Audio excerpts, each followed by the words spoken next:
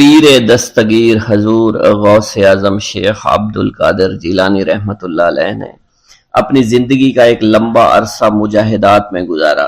جب آپ بغداد شریف میں علم دین پڑھتے تھے، آپ کا معمول تھا کہ مدرسے کے اسباب پڑھ کر جنگل کی طرف نکل جایا کرتے تھے اور وہیں اپنے سبق یاد کرتے تھے، عبادت میں مصروف اور مشغول رہا کرتے تھے۔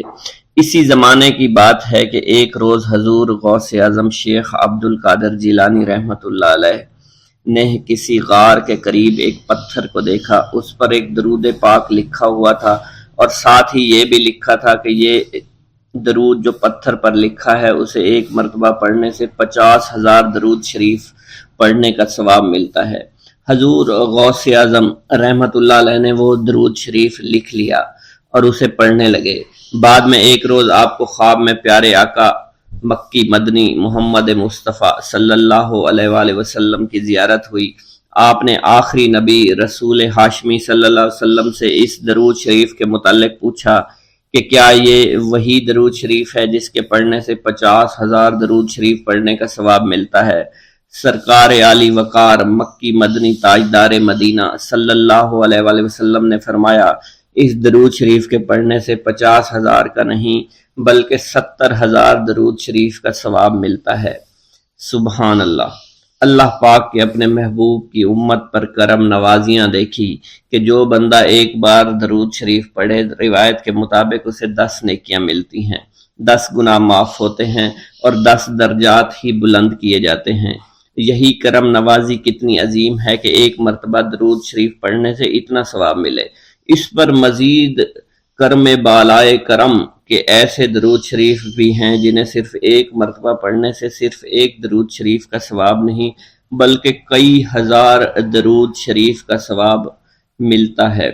حضور غوث پاک شیخ عبد القادر جیلانی نے پتھر پر لکھا ہوا جو درود شریف آپ پیارے آقا مکی مدنی محمد صلی اللہ علیہ وسلم نے خواب میں تشریف لا کر بتایا کہ اسے ایک مرتبہ پڑھنے کے 70,000 درود شریف کا ثواب ملتا ہے۔ سبحان اللہ، کاش ہم ان کرم نوازیوں کی قدر کو جان پائیں۔ ہمارے پیر غوث پاک رحمت اللہ علیہ فرماتے ہیں، اے محمد، اللہ پاک کا شکر ادا کیا کرو، پہلی امتیں جتنا عمل کرتی تھی اللہ پاک ان کی نسبت تم سے تھوڑے عمل پر ہی راضی ہو جاتا ہے۔ مزید فرماتے ہیں کہ مسجد کو لازمی پکڑو اور نبی رحمت صلی اللہ علیہ وآلہ وسلم پر کثرت سے درود شریف پڑھا کرو۔ اللہ پاک ہمیں کثرت سے درود شریف پڑھنے کی توفیق عطا فرمائے۔ یہ درود شریف قادری حضرات اپنے مریدوں کو روزانہ 511 مرتبہ یا 111 مرتبہ پڑھنے کی تلقین کیا کرتے ہیں۔ یہ درود شریف رحمت خداوندی کا خزانہ ہے، لہٰذا جو شخص اس درود شریف کو روزانہ 111 مرتبہ تاحیات پڑھتا رہے گا وہ رحمت خداوندی سے مالا مال ہو جائے گا، اور جو شخص روزانہ اس درود پاک کو کم از کم ایک بار ضرور پڑھیں اس سے ہزاروں نعمتیں حاصل ہوں گی۔ نمبر 1، رزق میں برکت ہوگی، تمام کام آسمان سے ہو جائیں گے، رضا کے وقت کلمہ نصیب ہوگا، موت کے وقت جان کنی کی سختی سے محفوظ رہے گا، قبر میں وسعت ہوگی، کسی کی محتاجی نہیں رہے گی، مخلوق خدا اس سے محبت کریں گے۔ ناظرین کرام، اس سے معلوم ہوا کہ اس درود پاک اور اس سے برکت حاصل کرنے کے لیے اسے روزانہ ہمیں پڑھنا چاہیے۔ اس کے علاوہ رسول اکرم صلی اللہ علیہ وسلم کے قرب اور اس کی زیارت کے لیے بھی یہ درود شریف بہت مؤثر ہے۔ مگر آپ اگر رزق کی کمی کا شکار ہیں، پریشانی اور مشکلات میں گھرے ہوئے ہیں تو اس درود کو اپنا معمول بنا لیجئے۔ تمام بھائی جو حضور غوث پاک سے عشق و محبت کرتے ہیں، حضور غوث پاک کو مانتے ہیں، وہ کمنٹ باکس میں یا غوث اعظم لکھ دیجئے۔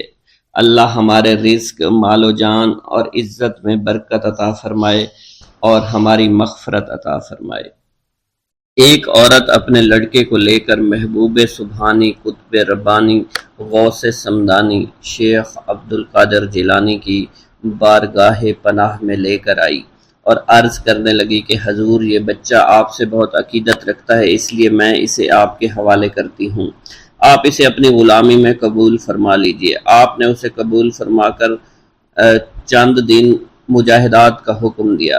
ایک دن لڑکے کی ماں اسے ملنے کے لیے آئی تو بھوک اور بیداری کے سبب اسے بہت کمزور پایا اور جو کی روٹی کھاتے دیکھا۔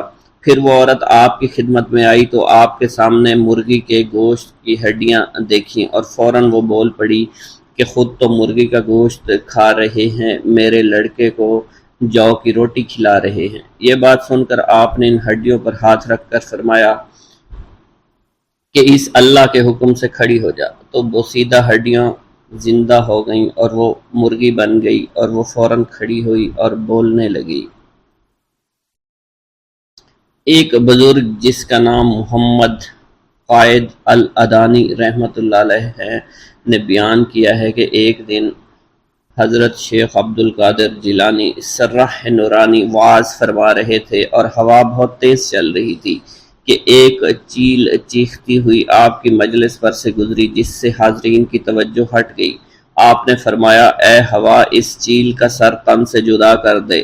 یہ فرمانا ہی تھا کہ چیل کا سر تن سے جدا ہو گیا۔ یہ دیکھ کر آپ ممبر سے اٹھے، چیل کو ایک ہاتھ میں پکڑ کر دوسرا ہاتھ اس پر پھیرا اور بسم اللہ الرحمن الرحیم پڑھا، اور چیل اللہ کے حکم سے زندہ ہو کر اڑ گئی اور لوگ اس منظر کو دیکھ کر بہت مضطرب ہو گئے۔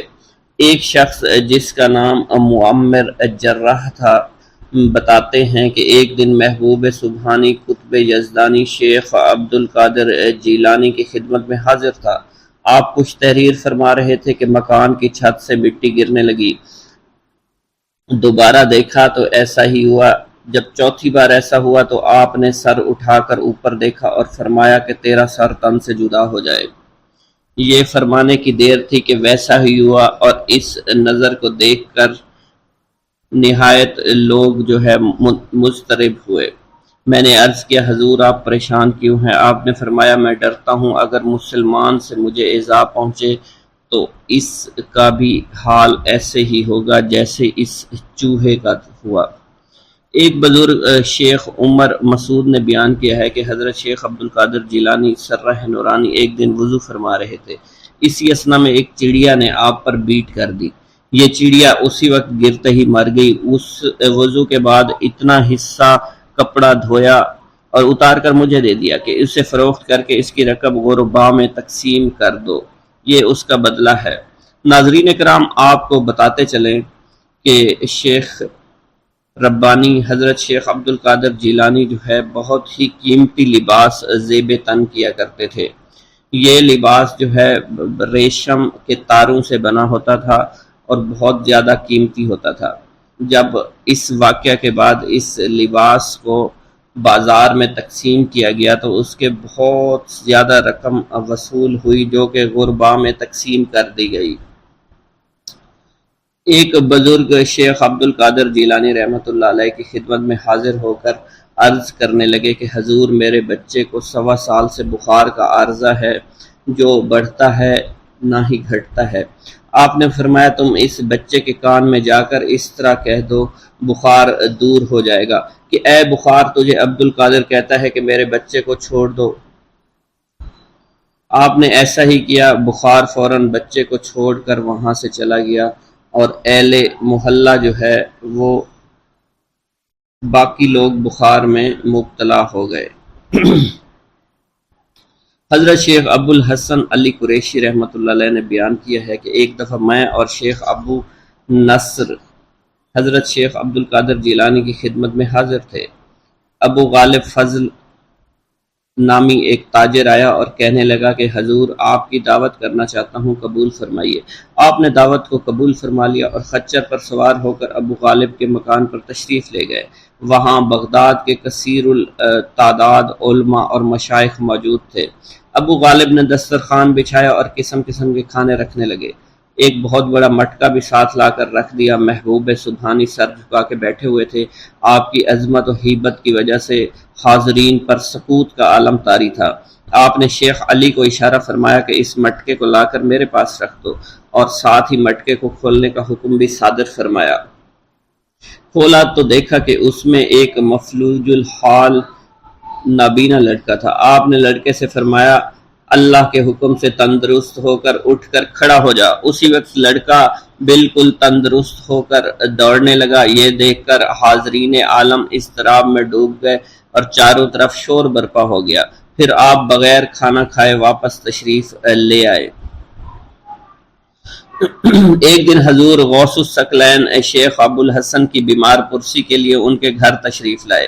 ایک کبوتری اور ایک قمری دیکھی۔ شیخ ابو الحسن نے بارگاہ غوثیت السمدانی میں عرض کیا حضور یہ کبوتری 6 ماہ سے انڈے نہیں دے رہی ہے، قمری نے 9 ماہ سے بولنا بند کر دیا ہے۔ آپ نے کبوتری سے مخاطب ہو کر فرمایا اے کبوتری اپنے مالک کو نفع پہنچا، اور قمری سے فرمایا کہ اپنے پیدا کرنے والے کی تسبیح کر۔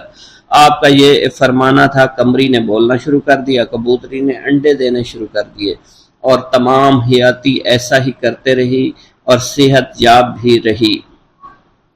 حضرت شیخ ابو المظفر اسماعیل نے فرمایا شیخ علی ابن ابی نصر جب بھی بیمار ہو جاتے وہ میرے باغ میں آتے۔ ایک دفعہ عالم مرض میں میرے باغ میں آئے۔ محبوب سبحانی حضرت شیخ عبد القادر جیلانی نے آپ کی بیمار پرسی کے لیے بھی وہ باغ میں تشریف لے آئے۔ باغ میں کھجور کے 2 درخت تھے جو خشک ہو چکے تھے، 4 سال سے پھل نہیں دے رہے تھے۔ اس کو کاٹنے کا ارادہ کر ہی رہے تھا، حضور غوث سمدانی اٹھے اور ایک درخت کے نیچے آپ نے وضو فرمایا اور دوسرے کے نیچے 2 رکعت نماز ادا فرمائی۔ ان پر 1 ہفتہ کے اندر پھل آنا شروع ہو گئے، حالانکہ اس وقت کھجور کے پھل کا موسم بھی نہیں تھا۔ حضرت شیخ ابو مالک زیال کا بیان ہے ایک دن میں حضور محبوب سبحانی غوث سمدانی شیخ عبد القادر جیلانی کے مدرسہ میں کھڑا تھا۔ آپ نے اپنے گھر سے عصا لیے باہر تشریف لائے۔ مجھے یوں محسوس ہوا آج آپ اپنے عصا سے کسی کرامت کا ظہور فرمائیں گے۔ آپ نے مسکراتے ہوئے میری طرف دیکھا اور عصا کو زمین میں گاڑ دیا۔ عصا زمین پر گاڑتے ہی روشن ہو چکا اور بدستور 1 گھنٹہ چمکتا رہا۔ اس کی منور شعاؤں سے اطراف و کناف بھی چمک اٹھے، اس کی روشنی آسمان کی طرف بھی چڑھتی تھی۔ پھر جب 1 گھنٹہ کے بعد آپ نے اسے اٹھایا تو عصا جیسا پہلے تھا ویسا ہی ہو گیا۔ اس کے بعد آپ نے فرمایا تمہاری یہی خواہش تھی نا جو تم نے دیکھا۔ ایک دفعہ دریائے دجلہ میں اس قدر پانی آیا کہ بغداد کے ارد گرد بھی پانی چڑھ آیا۔ دیہاتی لوگ گھبرا کر حضور غوث سمدانی شیخ عبد القادر جیلانی کی خدمت میں حاضر ہوا اور عرض کی۔ آپ نے اپنا عصا مبارک لیا اور دجلہ کے کنارے تشریف لے گئے اور عصا دجلہ کے کنارے پر گاڑ کر فرمایا کہ بس اس سے آگے نہ بڑھنا۔ پانی فوراً اتر کر اپنی اصلی حد پر پہنچ گیا۔ بغداد میں رہتے ہوئے بیت اللہ شریف کی زیارت۔ حضرت شیخ ابو صالح سے منقول ہے حضرت شیخ ابو مدین مغربی نے مجھے حضور سیدنا غوث اعظم کی خدمت میں بغداد فقر کی تعلیم کے لیے بھیجا۔ آپ نے مجھے 20 دن تک اپنے خلوت خانہ کے دروازے پر بٹھائے رکھا اور 20 روز گزرنے کے بعد مجھے قبلہ رو ہونے کا حکم دیا۔ جب میں قبلہ رو ہو گیا آپ نے فرمایا اے ابو صالح اس طرف دیکھو۔ چنانچہ جب میں نے اس جانب دیکھا آپ نے فرمایا کیا دیکھ رہے ہو؟ میں نے عرض کیا بیت اللہ شریف میری نظروں کے سامنے ہے۔ آپ نے مجھے حکم دیا کہ اب مغرب کی سمت دیکھو۔ میں نے اپنا چہرہ مغرب کی جانب کیا تو آپ نے دریافت فرمایا کیا دیکھ رہے ہو؟ میں نے عرض کیا میں اپنے مرشد پاک حضرت ابو مدین کو دیکھ رہا ہوں۔ ایک مرتبہ سنان نامی عیسائی پادری نے غوث اعظم کی محفل میں حاضر ہو کر سلام عرض کیا اور حاضرین میں کھڑے ہو کر بیان دیا کہ میں یمن کا رہنے والا ہوں۔ میں نے ارادہ کیا میں اسلام قبول کروں۔ اسی دوران میرے دل پہ یہ خیال پیدا ہوا کہ میں اس دور کی سب سے بڑی شخصیت کے دست مبارک پر کلمہ پڑھوں۔ اس سوچ کے دوران مجھے نیند آ گئی۔ خواب میں مجھے حضرت سیدنا عیسیٰ علیہ السلام کی زیارت نصیب ہوئی۔ آپ نے مجھ سے ارشاد فرمایا کہ تم بغداد شریف چلے جاؤ اور شیخ عبد القادر جیلانی کے دست حق پر اسلام قبول کرو، کیونکہ اس وقت وہ روئے زمین پر تمام لوگوں میں افضل و اعلیٰ ہیں۔ حضرت شیخ عمر الکیمانی رحمۃ اللہ علیہ سے منقول ہے، ایک مرتبہ حضرت سیدنا غوث اعظم کی خدمت میں 13 لوگ دائرہ اسلام میں داخل ہونے کے لیے حاضر ہوئے۔ ان لوگوں نے بیان کیا کہ ہم عرب کے عیسائی ہیں، ہم نے کلمہ پڑھنے کا ارادہ کیا، ابھی سوچ رہے تھے کہ کسی مرد کامل کے دست حق پر کلمہ پڑھیں، ہمیں ہاتف غیب سے آواز سنائی دی کہ بغداد جا کر شیخ عبد القادر جیلانی کے دست مبارک پر کلمہ پڑھو۔ حضرت ابو الحسن علی سے منقول ہے، فرماتے ہیں ایک مرتبہ ایک جماعت کثیر کے ہمراہ حضرت سیدنا غوث اعظم کی زیارت باسعادت کے لیے روانہ ہوا۔ اسی دوران بے شمار لوگ میرے پاس آتے رہے، اپنی مشکلات کے حل کے لیے مجھ سے کہتے رہے میں حضور سیدنا غوث اعظم سے ان کی سفارش کروں گا۔ حضرت ابو الحسن علی بن ملاعب القواس فرماتے ہیں رستے میں ایک بد اخلاق لڑکا بھی ہمارے قافلے میں شامل ہو گیا۔ مجھے اس کا علم تھا کہ یہ اکثر و بیشتر ناپاک رہتا ہے اور بول و براز کے بعد استنجا بھی نہیں کرتا۔ حسن اتفاق کے حضور سیدنا غوث اعظم سے بھی رستہ میں ملاقات ہو گئی۔ حضرت ابو الحسن علی فرماتے ہیں میں نے حضور سیدنا غوث اعظم کی خدمت میں لوگوں کے پیغامات پہنچائے اور پھر مجھ سمیت میرے ساتھ تمام موجودہ لوگوں نے آپ کے ہاتھ مبارک کو ازراہ عقیدت چومنا شروع کر دیا۔ وہ فرماتے ہیں جب اس بد اخلاق لڑکے نے حضور صلی اللہ علیہ وسلم حضور سیدنا غوث اعظم رحمۃ اللہ علیہ کا ہاتھ مبارک چوما تو بے ہوش ہو کر زمین پر گر پڑا۔ جب اس کو ہوش آیا تو اس کے چہرہ پر داڑھی نمودار ہو چکی تھی اور اس نے آپ کے دست حق پر توبہ کی، پھر اس کا شمار نیکوں میں ہوا۔ حضرت شیخ زین الدین فرماتے ہیں میں نے حضور سیدنا غوث اعظم سے علم حاصل کیا۔ اللہ عز و جل نے مجھے 1 سال میں اتنا علم دیا کہ دوسروں کو وہ علم 20 سال میں بھی نصیب نہ ہوا ہوگا۔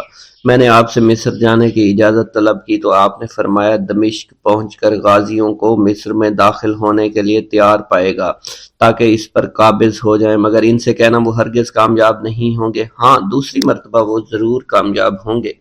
حضرت شیخ زین الدین فرماتے ہیں جب میں دمشق پہنچا میں نے وہی حال پایا، آپ نے بیان فرمایا میں نے ان سے کہا تو وہ نہ رکے۔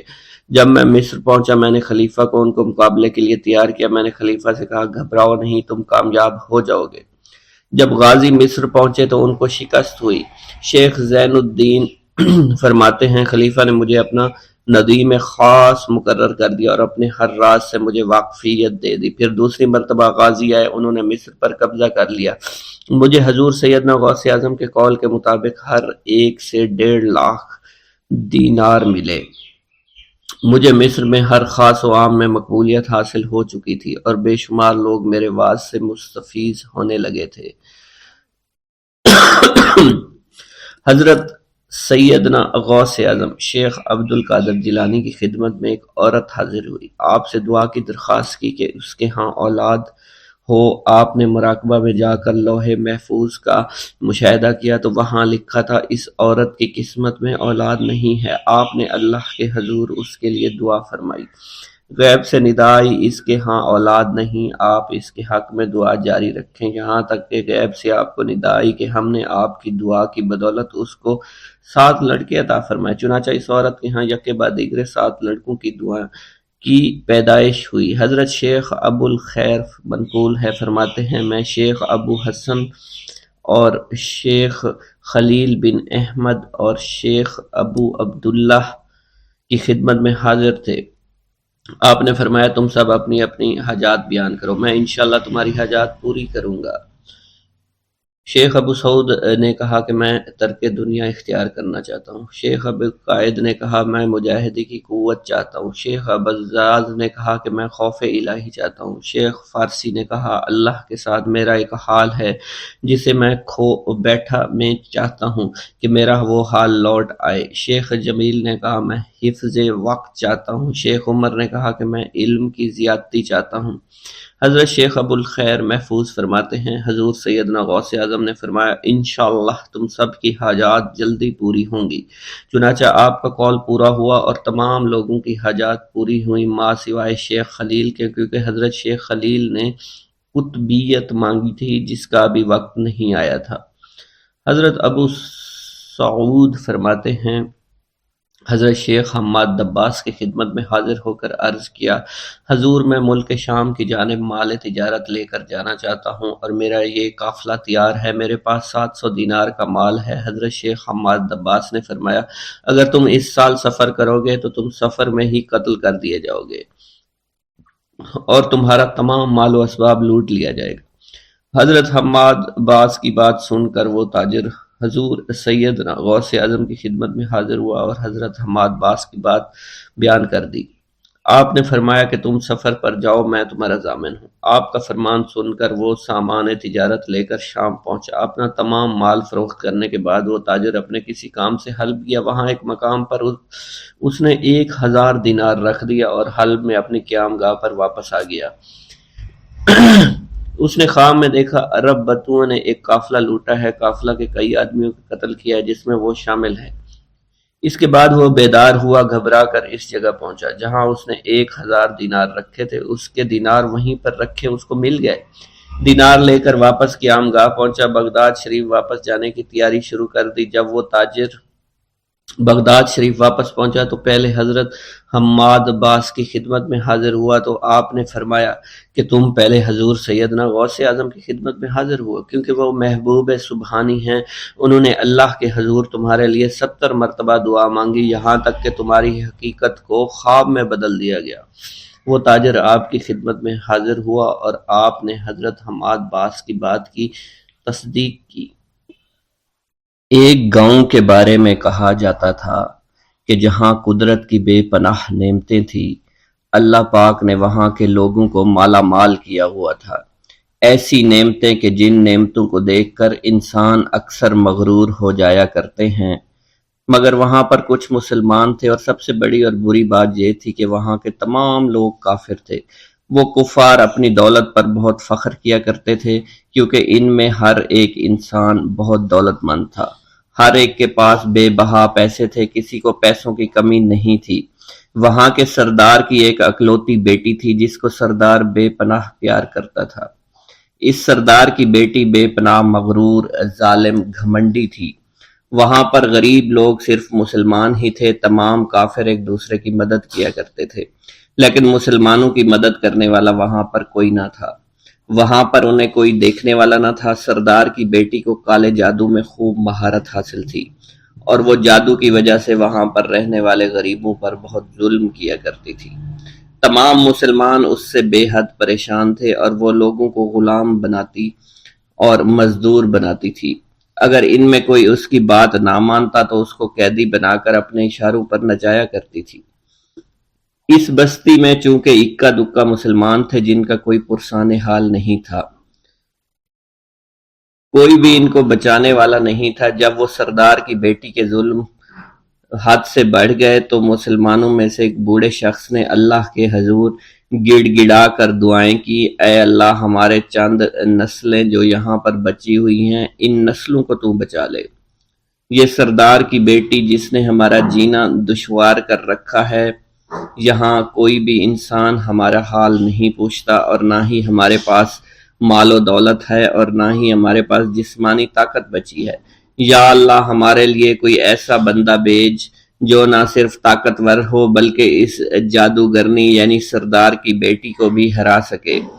اللہ رب العزت نے اس بوڑھے کی دعا کو قبول فرمایا اور یوں اس جگہ پر ایک اللہ والے کو بھیج دیا، اور وہ اللہ والے ایسے ہی بستی میں داخل نہیں ہوئے بلکہ ایک دن کچھ عجیب واقعہ ہوا۔ ان کافروں کا سردار جنگل میں سیر سپاٹے کرتے ہوئے نکلا تھا، بڑی شان سے چلتا ہوا وہ سفر کر رہا تھا۔ اچانک ایک زہریلا سانپ اس کے سامنے آیا۔ اس زہریلے سانپ نے بادشاہ کو ڈس لیا اور وہ بے ہوش ہو کر زمین پر گر پڑا اور تڑپنے لگا۔ اس کے جو ساتھی تھے انہوں نے جب اپنے سردار کو یوں تڑپتا ہوا دیکھا اور سردار کی غیر حالت دیکھی تو کہ جسے ایک زہریلے سانپ نے کاٹ لیا ہے، تو وہ فوراً اسے اٹھا کر گھر لے آئے تاکہ اسے بچانے کے لیے کچھ کیا جا سکے۔ اس لڑکی نے اپنے باپ کی جب یہ حالت دیکھی تو اپنے آس پاس کے بڑے بڑے حکیموں کو بلایا، لیکن عجیب بات یہ تھی کہ لاکھ کوشش کے باوجود زہر نکالنے میں سارے ناکام ہو رہے تھے۔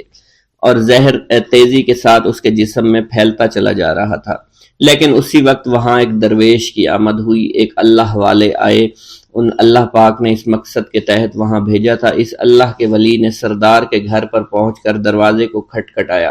نوکروں نے پوچھا کون ہو، کس سے ملنا ہے؟ اس نے کہا میں نے سنا ہے کہ یہاں کے سردار کو سانپ نے ڈس لیا ہے۔ نوکر کہنے لگے کہ تمہیں کیسے پتا چلا کہ یہاں کے سردار کو سانپ نے ڈس لیا ہے؟ تم تو ہمیں اجنبی لگتے ہو، ہم نے تمہیں آج تک یہاں نہیں دیکھا ہے۔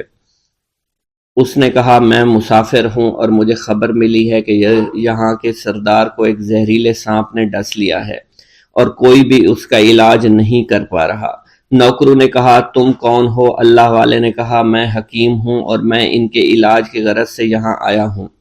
وہ نوکر اللہ والے کی حالت دیکھ کر ہنسنے لگے، کیونکہ آپ نے پھٹے پرانے کپڑے پہن رکھے تھے اور دیکھنے سے بہت غریب معلوم ہوتے تھے۔ وہ نوکر کہنے لگے کہ اتنے بڑے سردار کا علاج کرو گے؟ ارے یہاں تو اس کے پاس بڑے بڑے حکیم بلائے گئے ہیں، ہمارے سردار کے پاس پیسوں کی کوئی کمی نہیں ہے، اور وہ تم جیسے غریب سے بھلا کیوں علاج کروائیں گے؟ درویش نے کہا اگر تم چاہتے ہو تمہارے سردار کی جان بچ جائے پھر مجھے اندر جانے دو۔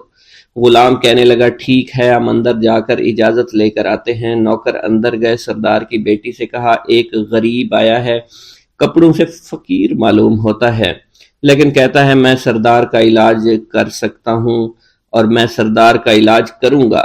جو زہر تیزی کے ساتھ جسم میں پھیل رہا ہے میں اس کو باہر نکال پھینک کروں گا۔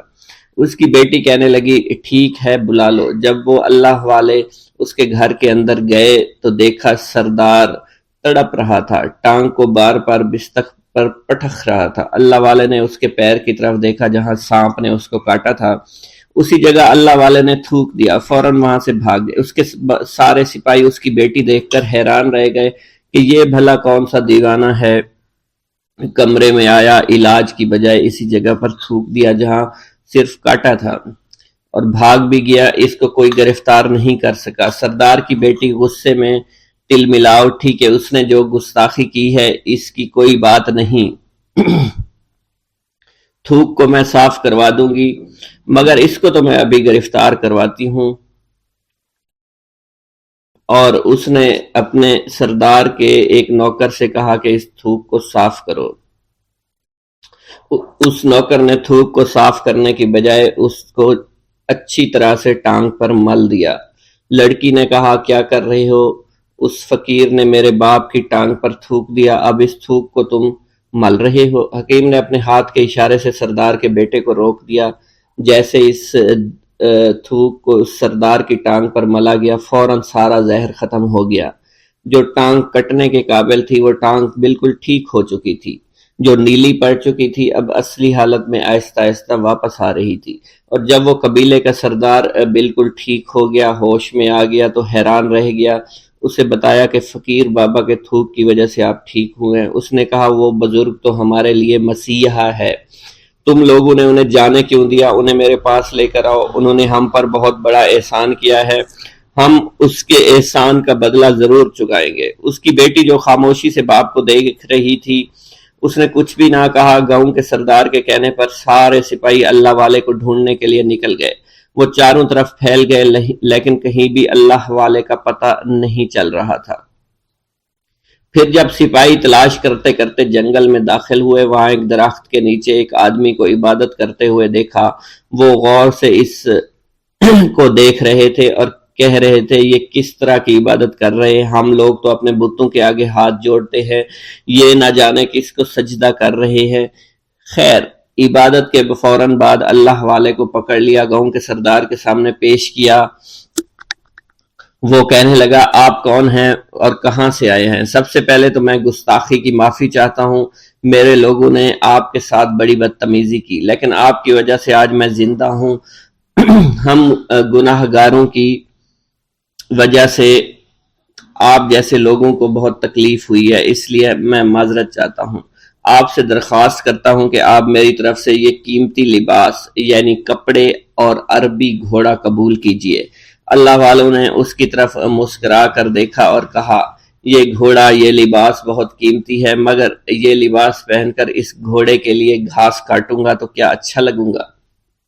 سردار نے کہا فکر نہ کریں، گھوڑے کے ساتھ ساتھ ہم آپ کو نوکر بھی دیں گے۔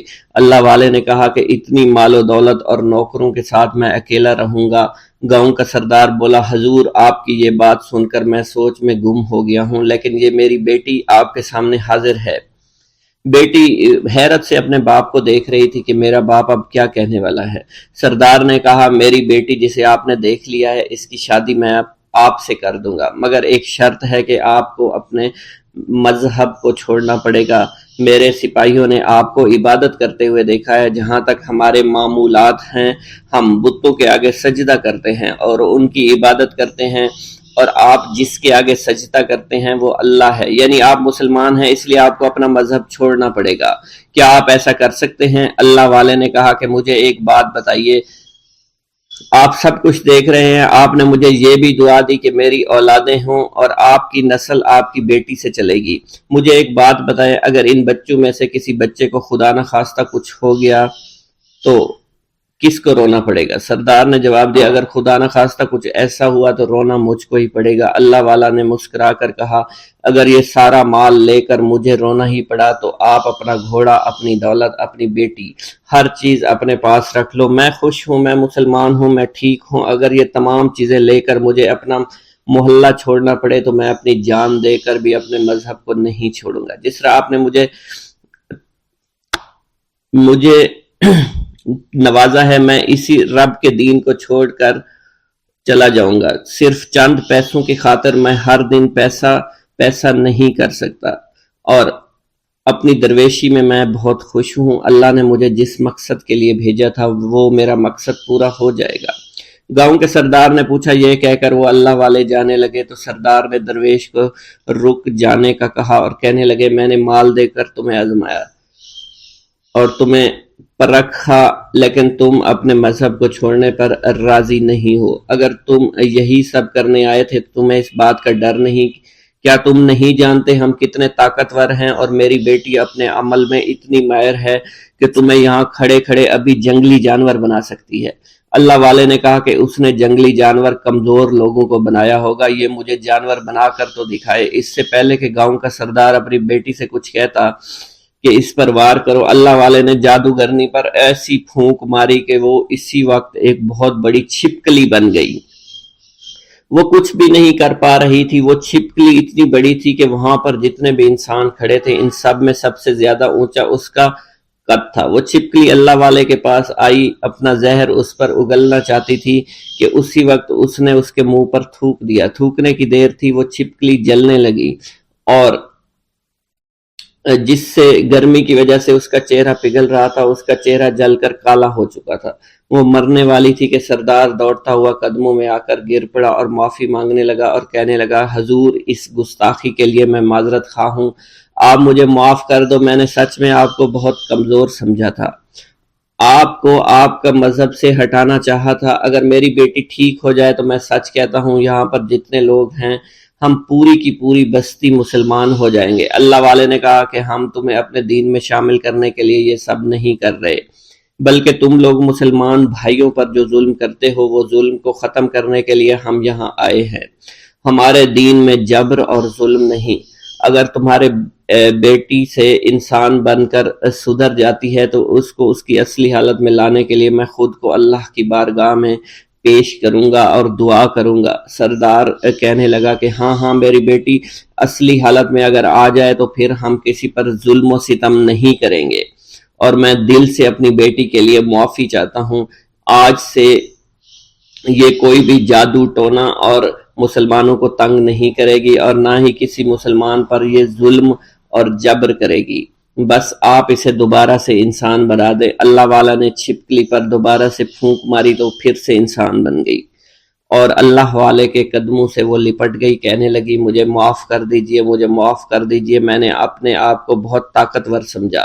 اس لڑکی کا آدھا چہرہ جل چکا تھا اور کالا ہو چکا تھا۔ وہ کہنے لگی کہ آج اپنے باپ کے ساتھ میں آپ کے دست مبارک پر مسلمان ہونا چاہتی ہوں۔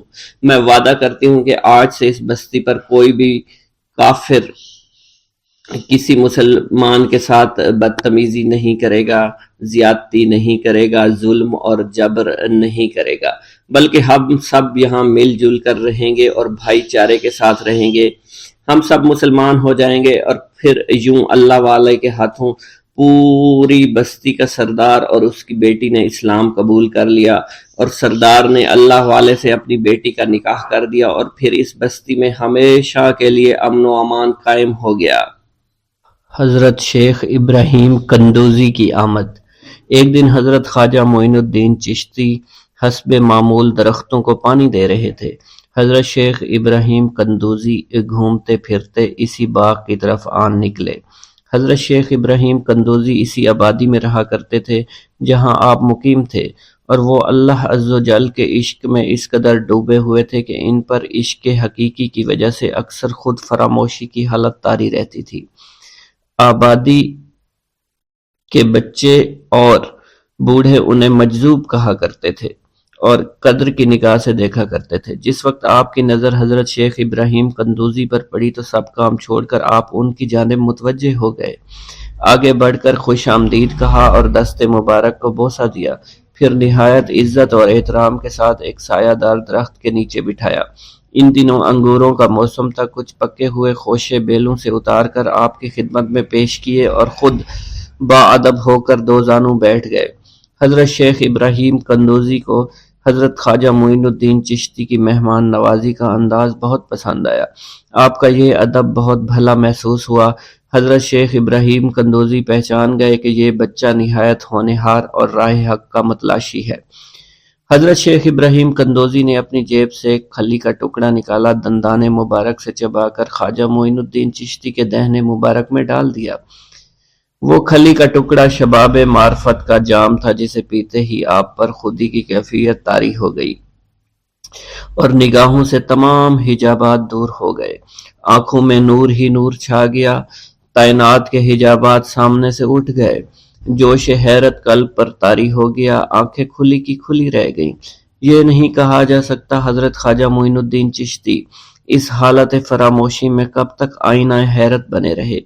جب آپ کو ہوش آیا تو ساقی جام معرفت محفل سے اٹھ چکا تھا، دل قابو سے باہر ہو گیا، طبیعت پر جبر کر کے دامن صبر قرار تھام کر کے بیٹھ گئے۔ عشق میں صبر چونکہ انتہائی دشوار ہوتا ہے، لہٰذا حضرت خواجہ معین الدین چشتی کو بھی قرار نہ رہا، اور جو جلوہ آپ کو حضرت شیخ ابراہیم قندوزی دکھا چکے تھے، اس جلوہ کو دیکھنے کے بعد آپ خود پر ایک دیوانگی کی ایک کیفیت طاری ہو چکی تھی، اور دنیا اور دولت، دنیا سب حقیر اور بے وقعت دکھائی دینے لگی۔ آپ کے قلب میں عشق خداوندی جوش مارنے لگا اور قلب تمام دنیاوی آلائشوں سے پاک ہو گیا اور دنیا سے بے پرواہ ہو چکا تھا۔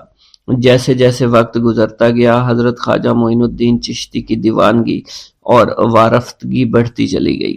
آپ نے حضرت شیخ ابراہیم قندوزی کے ہاتھوں جام معرفت پینے کے تیسرے دن ہی اپنی تمام املاک فروخت کر کے اس رقم کو راہ خدا میں خرچ کر دیا اور خود معمولی ساز راہ لیا اور اپنے وطن اور اپنے عزیز و اقارب اور رفقا کی محبت کو خیر باد کہہ کر چل دیے۔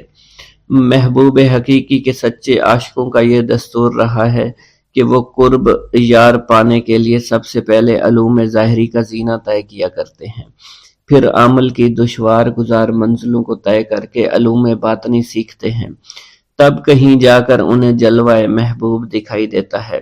خواجہ معین الدین چشتی نے بھی اپنے مطلوب تک رسائی کے لیے یہی راستہ اختیار کیا۔ اس زمانہ میں ترکستان کی سرحد پر واقع سمرقند اور بخارا کے عظیم الشان دارالعلوم عالمگیر شہرت رکھتے تھے۔ مشرق و مغرب کے ہزاروں طلبہ ہر سال علم کی دولت سے مالا مال ہونے کے لیے ان دارالعلوم کا رخ کیا کرتے تھے۔ حضرت خواجہ معین الدین چشتی نے تحصیل علوم و فنون کے لیے سمرقند بخارا کا انتخاب کیا۔ بخارا پہنچ کر آپ علم حاصل کرنے میں مشغول ہو چکے تھے۔ اگرچہ حضرت خواجہ معین الدین چشتی کی صغیر سنی کی تعلیم کے متعلق کسی سوانح نگار نے قلم کو جنبش نہیں دی کہ والدین نے آپ کو گھر میں ابتدائی تعلیم دی تھی، مگر سادات خراسان کے مقتدر خاندانوں سے تعلق اور عارف و کامل صاحب فضل و کمال باپ کی گود میں پرورش پانے والے حضرت خواجہ معین الدین چشتی بھلا کیوں کر ان پڑھ رہ سکتے تھے۔ حالات و واقعات کے سیاق و سباق میں غور کرنے سے معلوم ہوتا ہے کہ آپ نے اگرچہ زیادہ تعلیم تو نہیں، کم از کم قرآن مجید کی تعلیم اور علوم مروجہ کی ابتدائی کتابیں ضرور پڑھی ہوں گی، اور یہ بات بھی بعد از قیاس نہیں کہ قرآن مجید کے کچھ سپارے بھی حفظ کیے ہوں۔ بہرحال بخارا پہنچنے سے پہلے آپ نوشت خواندند سے واقف ضرور تھے۔ حضرت خواجہ معین الدین چشتی بخارا کے تمام علماء فضلاء کے حلقہ درس میں شریک ہوئے۔ تذکروں اور سوانح عمری کے مطالعہ سے یہ پتہ نہیں چلتا ہے کہ آپ نے کن کن اساتذہ کے سامنے زانوئے تلمند طے کیا، مگر آپ کے اساتذہ میں حضرت مولانا حسام الدین بخاری خصوصیت کے ساتھ قابل ذکر ہیں، جنہوں نے آپ کو دستار فضیلت عطا فرمائی۔ حضرت مولانا حسام الدین بخاری کی دستگاہ سے آپ نے علوم ظاہری کی تکمیل فرمائی۔ 23 سے 24 برس کی عمر میں علوم ظاہری کی تکمیل کے بعد صفائی قلب اور تزکیہ نفس کا ضروری سامان حضرت خواجہ معین الدین چشتی کو باہم پہنچ گیا تھا، مگر قلب جس تسکین کا متلاشی تھا وہ نصیب نہ ہوئی، اور جس محبوب کو جی بھر کر دیکھنے کی آرزویں دل میں چوٹکیاں لے رہی تھی اس تک ابھی رسائی نہیں ہوئی تھی۔ عشق اور مشک چھپائے نہیں چھپتا، عشق کی آگ حضرت خواجہ معین الدین چشتی کے تن اور من کو جلا رہی تھی۔ تعلیم کی ہوا نے اس آگ کے شعلوں کو اور بھی تیز کر دیا، محبت کا ذوق بڑھ رہا تھا، عشق کے جذبات بھڑک رہے تھے۔ بالآخر جب بے قراری جنون کی حد کو پہنچی، آپ جانب عراق روانہ ہوئے۔ قصبہ سبحان پہنچ کر حضرت شیخ نجم الدین کبرا سے ملاقات ہوئی، اور 15 دن آپ نے حضرت شیخ نجم الدین کبرا کے ہاں قیام فرمایا۔ سبحان سے روانہ ہو کر سنجان سے روانہ ہو کر حضرت خواجہ معین الدین چشتی بغداد شریف روانہ ہو گئے۔ ان دنوں حضور سیدنا غوث اعظم قصبہ جبل میں تشریف فرما تھے۔ یہ قصبہ کوہ جودی کے دامن میں آباد تھا، جہاں طوفان نوح کے وقت حضرت نوح کی کشتی آ کر رکی تھی۔ آپ حضور سیدنا غوث اعظم کی صحبت اور زیارت سے مشرف ہوئے۔ اس وقت آپ کی ابتدائی حالت تھی۔ حضور سیدنا غوث اعظم نے آپ کے حق میں دعائے خیر فرمائی۔ اس وقت آپ کی ابتدائی حالت تھی۔ حضور سیدنا غوث اعظم نے آپ کے حق میں دعا فرمائی۔ انہوں نے بشارت دی کہ آپ مقتدائے روزگار ہوں گے۔ خلق اللہ آپ سے فیض یاب ہو گئی۔ آپ نے حضور سیدنا غوث اعظم کے پاس کچھ عرصہ قیام کیا اور واپس تشریف لے گئے۔ بسم اللہ الرحمن الرحیم۔ السلام علیکم۔ حضور سیدنا غوث اعظم فرماتے ہیں، میں 10 برس کی عمر میں اپنے شہر کے مکتب میں حصول علم کے لیے جایا کرتا تھا۔ اس وقت میرے ساتھ ملائکہ بھی ہوتے تھے جو میرے آگے پیچھے میری حفاظت کی غرض سے چلتے تھے۔ جب میں مدرسہ پہنچتا تھا تو وہ بار بار منادی کرتے تھے، اللہ کے ولی کے لیے جگہ خالی کر دو۔ چنانچہ وہ میرے لیے جگہ خالی کر دیتے تھے۔ ایک مرتبہ میں نے ایک ایسے شخص کو دیکھا جس نے فرشتوں کی آواز سن کر کہا کہ یہ نہایت معزز گھرانے کا فرد ہے، اور ان قریب اس کو وہ عظمت اور بزرگی حاصل ہوگی جس میں کوئی مزاحمت نہ ہوگی۔ اس کو ایسا قرب نصیب ہوگا کہ اس کو کوئی فریب نہ دے سکے گا۔ پھر 40 برس بعد میں نے اس شخص کو پہچانا۔ وہ شخص ابدالوں میں سے تھا۔ حضرت شیخ ابو سعود احمد بن ابی بکر سے مروی ہے، حضور سیدنا غوث اعظم نے فرمایا، میں 25 سال تک تنہا عراق کے بیابانوں میں پھرتا رہا۔ میں لوگوں کو نہ جانتا تھا، لوگ مجھے نہیں جانتے تھے۔ اسی دوران میرے پاس رجال الغیب اور جنات تشریف لائے، جنہیں میں طریقت اور رسول اللہ کی تعلیم دیا کرتا تھا۔ ابتدا میں جب میں عراق میں داخل ہوا تو حضرت خضر میرے ہم سفر تھے، اور میں انہیں اس وقت سے پہچانتا نہیں تھا۔ ان کے ساتھ میرا معاہدہ ہوا کہ میں ان کے کسی حکم کی خلاف ورزی نہیں کروں گا۔ ایک مرتبہ انہوں نے مجھے ایک جگہ بیٹھنے کا حکم دیا، میں اسی جگہ 3 سال بیٹھا رہا۔ سال میں ایک مرتبہ حضرت خضر میرے پاس تشریف لاتے اور فرماتے یہی تیرا مقام ہے جہاں تجھے پہنچایا گیا ہے۔ اس عرصہ کے دوران تمام نفسانی خواہشات مجھ پر انسانی شکل میں وارد ہوئیں، لیکن اللہ نے مجھے ہر موقع پر استقامت عطا فرمائی اور مجھے ان خرافات سے بچائے رکھا۔ ابتدا میں میرا نفس مجاہدہ کا کوئی طریقہ اختیار کرتا تو میں اس پر قائم ہو جایا کرتا تھا اور کسی چیز کو قبول نہیں کرتا تھا۔ ایک طویل مدت تک اپنا گلا گھونٹتے ہوئے میں نے مدائن کے جنگلوں میں مجاہدات میں مشغول رہا۔ حضور سیدنا غوث اعظم فرماتے ہیں میں نے اپنے نفس کو مختلف مجاہدوں اور ریاستوں اور مشقتوں میں ڈالے رکھا۔ ایک سال تک میں گری ہوئی چیزیں اٹھا کر کھاتا رہا، اسی دوسرے سال میں صرف پانی پر گزارا کرتا رہا اور تیسرے سال میں نے کچھ نہ کھایا اور نہ پیا نہ ہی سویا۔ ایک مرتبہ شدید سردی کی وجہ سے میں ایوان کسریٰ کے کھنڈرات میں سویا تو رات بھر میں 40 مرتبہ احتلام ہوا۔ میں نے ہر مرتبہ دریائے دجلہ پر جا کر غسل فرمایا، پھر نیند کے خوف سے محل کے اوپر ایک ویران جگہ پر چڑھ گیا اور وہاں 2 سال تک قیام کیا، حتیٰ کہ سردی کے سوا کوئی شے کھانے کو میسر نہیں تھی۔ حضور سیدنا غوث اعظم فرماتے ہیں ہر سال ایک بزرگ آتے اور وہ مجھے اونی جبہ دے کر چلے جاتے۔ اسی طرح میں نے بے شمار طریقوں سے دنیا اور نفس سے چھٹکارا حاصل کرنے کی کوشش کی۔ لوگ مجھے دیوانہ سمجھتے تھے، میں برہنہ جسم جنگلوں میں چلا جاتا، کانٹوں پر لوٹا شور مچایا کرتا، میرے تمام بدن سے خون جاری ہو جایا کرتا۔ لوگ مجھے اٹھا کر شفا خانے لے جایا کرتے جہاں میری حالت مزید بگڑ جایا کرتی۔ ایک وقت ایسا آیا جب مجھ میں اور مردہ میں کوئی فرق نہ تھا۔ لوگ کفن لے آئے اور غسال کو بلوایا کہ وہ مجھے غسل دے۔ ابھی انہوں نے مجھے غسل دینے کے لیے ایک تختہ پر لٹایا، میری حالت درست ہو گئی، میں اٹھ کھڑا ہوا۔ طریقت کی ان پرخطر راہوں میں نہ تو میں کبھی خوف زدہ ہوا، نہ کبھی میرا نفس مجھ پر غالب پا سکا اور نہ ہی دنیا کی آسائش مجھے حیران کر سکی۔ حضور سید غوث اعظم فرماتے ہیں شیطان نے میرے گرد بے شمار جال بچھائے۔ جب میں نے ان سے کہا یہ کیا ہے، اس نے کہا یہ دنیاوی آلائشیں ہیں اور میں ان جالوں میں سے تم لوگوں کا شکار کیا کرتا ہوں۔ میں نے 1 سال تک شیطان کا مقابلہ کیا، اس کے بچھائے ہوئے تمام جالوں کو ختم کیا۔ اس کے بعد میرے سینے کو کھول دیا گیا اور مجھ پر بے شمار خلائق ظاہر ہوئے۔ حضور سیدنا غوث اعظم فرماتے ہیں میں نے دریافت کیا کہ یہ اللہ ایک کیسے ہے؟ جواب ملا یہ خلق کے اسباب ہیں جو تم سے ملے ہوئے ہیں۔ میں سال بھر ان کی جانب متوجہ رہا یہاں تک کہ وہ مجھ سے جدا ہو گئے۔ جب مجھ پر باطن ظاہر ہوا تو میں اپنے قلب کو بہت سے علائق سے ملوث پایا۔ میں نے دریافت کیا یہ علائق کیا ہیں؟ جواب ملا یہ تمہارے ارادے، تمہارے اختیارات ہیں۔ چنانچہ 1 سال تک ان کی جانب متوجہ رہا یہاں تک کہ وہ سب علائق مجھ سے دور ہو گئے اور میرا قلب ان غلاظتوں سے نجات پا گیا۔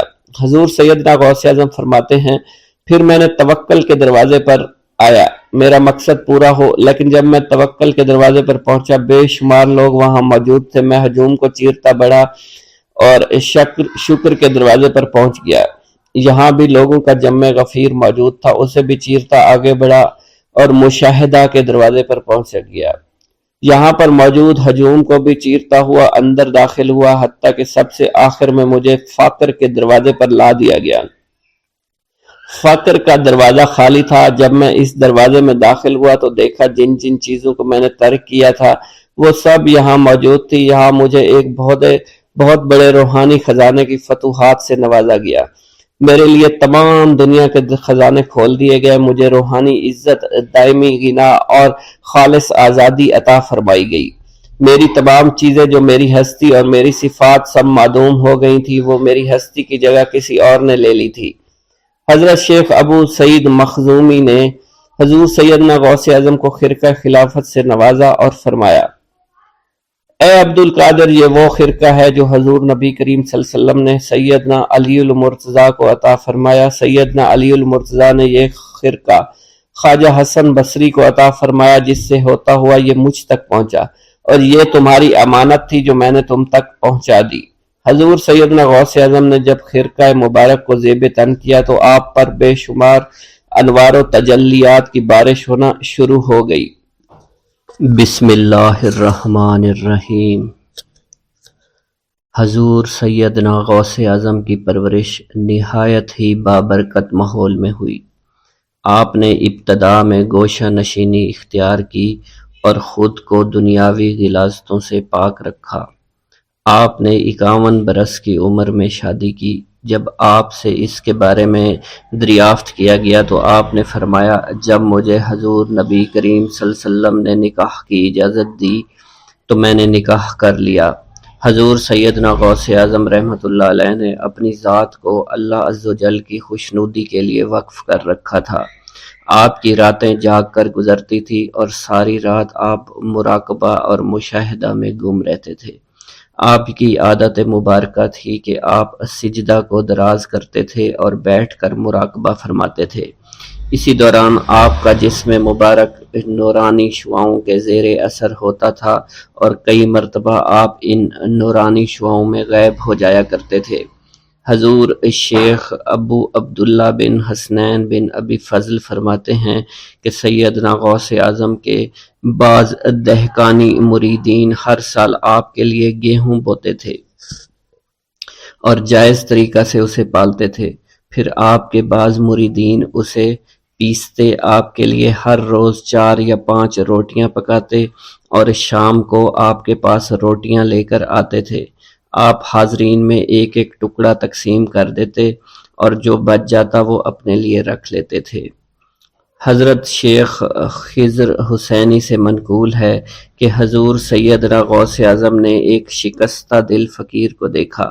آپ نے اس سے اس کی کیفیت کے متعلق دریافت کیا تو اس نے کہا کہ میں آج دریا کے کنارے گیا اور ملاح سے کہا کہ وہ مجھے دریا کے پار لے جائے۔ اس نے انکار کر دیا۔ میں اپنے اس افلاس کے سبب پریشان اور شکستہ دل ہوں۔ ابھی اس فقیر کا کلام جاری تھا کہ ایک شخص آپ کی خدمت میں حاضر ہوا اور 30 دینار آپ کی خدمت میں پیش کر دیے۔ آپ نے وہ دینار اس فقیر کو دے دیے اور فرمایا کہ اس ملاح سے کہنا کہ کسی فقیر کا سوال رد مت کیا کرے۔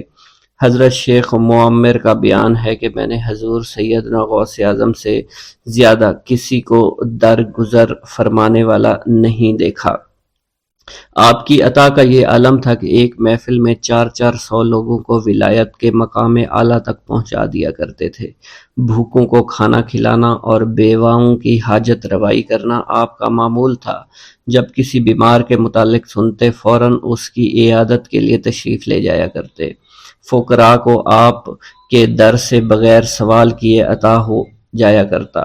حضور سیدنا غوث اعظم نے فرمایا کہ مخلوق سے کنارہ کشی سے قبل علم حاصل کرو، کیونکہ جو شخص علم کے بغیر عبادت کرتا ہے وہ اصلاح سے زیادہ فساد میں مبتلا ہو جاتا ہے۔ تمہیں چاہیے کہ شمع شریعت اپنے ہمراہ لے کر علم کی روشنی میں عمل کرو، پھر اللہ تعالیٰ تمہیں علم لدنی کا وارث بنا دے گا جس سے تم ناواقف ہو۔ تمہیں چاہیے کہ تمام اسباب و ذرائع سے تعلق منقطع کر کے رشتہ داروں اور احباب سے جدائی اختیار کر لو، تاکہ تم اپنے زہد کی وجہ سے اپنے قوت باطنی اور اپنے حسن ادب کا مشاہدہ کر سکو۔ خدا کے علاوہ تمام عالم اسباب سے اس خوف سے منقطع ہو جاؤ تاکہ تمہاری شمع معرفت نہ بجھ جائے، اور جب تم 40 دن ایک چلہ اپنے رب کے لیے مخصوص کر دو گے تو تمہارے قلب سے حکمت کے چشمے جاری ہو جایا کریں گے اور تم معرفت الہی کی تپش کا مشاہدہ کرنے لگو گے، جس کو حضرت موسیٰ علیہ السلام نے اپنے شجر قلب پر محسوس کیا تھا۔ اس کیفیت کے بعد تم اپنے نفس و خواہش، اپنے شیطان، اپنی طبیعت اور اپنے وجود سے کہو گے کہ ٹھہر جا، میں نے اس آگ کا مشاہدہ کر لیا ہے جو قلب موسیٰ علیہ السلام سے روشن ہوئی تھی۔ اس کے بعد تمہارے قلب میں باطن سے یہ آواز آنے لگی کہ میں ہی تمہارا رب ہوں، میری ہی عبادت کرو، میرے غیر کی اطاعت سے گریزاں ہو جاؤ، میرے سوا کسی سے تعلق مت رکھو، میری معرفت حاصل کر کے میرے غیر کو فراموش کر دو، غیر سے اعراض کر کے صرف میرے علم، میرے قرب، میرے ملک اور میری سلطنت کی جانب متوجہ رہو۔ جب تمہیں بقائے الہی حاصل ہو جائے تو تمہاری زبان پر اللہ تعالیٰ کا نام جاری ہو جائے گا اور تمہارے حجابات رفع ہو کر قلب سے کدورت زائل ہو جائے گی اور نفس کو مکمل سکون حاصل ہوگا۔ پھر جب اس کے الطاف غالب آ جائیں تو تمہیں خطاب کیا جائے گا، اے قلب فرعون، نفس کی طرف توجہ کر اور ان کو راہ ہدایت پر چلا میری جانب آ جا اور ان سے کہہ دے کہ میرا ہی اتباع کریں، پھر انہیں رشد کے راستے پر ہدایت کر کے ان سے تعلق قائم کر، اس کے بعد پھر قطع تعلق کر کے دوبارہ استوار ہو کر آ جا اور اسی طرف استوار ہو کر دیکھتا رہے۔ حضرت شیخ معمر سے منقول ہے، فرماتے ہیں ایک مرتبہ میں حضور سیدنا غوث اعظم کی خدمت میں حاضر تھا۔ آپ بیٹھے کچھ لکھ رہے تھے، اسی دوران چھت سے 3 مرتبہ مٹی گری۔ چوتھی مرتبہ ایسا ہوا تو آپ نے جلال میں آ کر اس جگہ دیکھا جہاں سے مٹی گر رہی تھی۔ اسی دوران ایک چوہا اس جگہ سے نیچے گرا اور مر گیا، اور یہ چوہا ہی وہاں سے مٹی کو کھود رہا تھا۔ حضرت شیخ عمر بن مسعود فرماتے ہیں حضور سیدنا غوث اعظم فرما رہے تھے، اسی دوران ایک چڑیا نے آپ کی قمیص پر بیٹ کر دی۔ آپ نے جلالی نظروں سے چڑیا کو دیکھا، چڑیا اسی وقت نیچے گری مر گئی۔ آپ نے وضو سے فارغ ہونے کے بعد قمیص کے اس حصے کو دھویا، پھر اپنی قمیص مبارک اتار کر مجھے دی اور فرمایا اس کو فروخت کر کے اس کی رقم کو خیرات کر دو، یہ اسی کا بدلہ ہے۔ منقول ہے حضور سیدنا غوث اعظم کے زمانہ میں ایک بہت ہی گناہگار شخص تھا، لیکن اس کے دل میں آپ سے بے پناہ محبت تھی۔ جب اس کے مرنے کے بعد اس کو دفن کیا گیا تو قبر میں منکر نکیر نے سوالات کیے، تو اس نے ہر سوال کے جواب میں شیخ عبد القادر کہا۔ منکر نکیر نے اللہ کی بارگاہ میں اس کے جواب کو پیش کیا تو حکم ہوا اگرچہ یہ بندہ فاسقوں میں سے ہے، لیکن یہ میرے محبوب جو کہ صادقین میں سے ہیں ان سے محبت رکھتا ہے۔ ایک مرید عورت کا واقعہ۔ منقول ہے حضور سیدنا غوث اعظم کی ایک عورت مرید تھی جس پر ایک فاسق بدبخت عاشق ہو گیا۔ ایک دن وہ عورت رفع حاجت کے لیے نزدیکی پہاڑیوں کی ایک غار میں گئی تو اس فاسق بدبخت کو اس کی خبر ہو گئی۔ اس بدبخت نے اس غار میں جا کر اس عورت کو پکڑ لیا اور اس کی عزت لوٹنے کی کوشش کرنے لگا۔ اس عورت نے بآواز بلند آپ کو مدد کے لیے پکارا۔ آپ اس وقت اپنے مدرسہ میں وضو فرما رہے تھے۔ آپ نے اپنی کھڑاؤں کو اس غار کی سمت میں پھینکا، وہ کھڑائیں اس فاسق کے سر پر لگنا شروع ہو گئیں جس سے وہ بدبخت ہلاک ہو گیا۔ وہ عورت آپ کے کھڑائیں لے کر آپ کی خدمت میں حاضر ہوئی اور حاضرین محفل کے سامنے سارا ماجرا بیان کر دیا۔ ایک مرتبہ دریائے دجلہ میں سیلاب آ گیا۔ دریا کی طغیانی کی شدت کی وجہ سے لوگ پریشانی کے عالم میں حضور سیدنا غوث اعظم کی خدمت میں حاضر ہوئے۔ آپ نے اپنا عصا مبارک پکڑا اور دریائے دجلہ کے کنارے پہنچ کر عصا مبارک کو زمین میں گاڑ دیا اور فرمایا، اے دریا بس رک جا۔ حضور سیدنا غوث اعظم شیخ عبد القادر جیلانی کا فرمانا تھا کہ دریا کی طغیانی کم ہونا شروع ہو گئی۔ جلوہ دکھا دیجئے، کلمہ پڑھا دیجئے، وقت رحلت آ گیا بغداد والے مرشد۔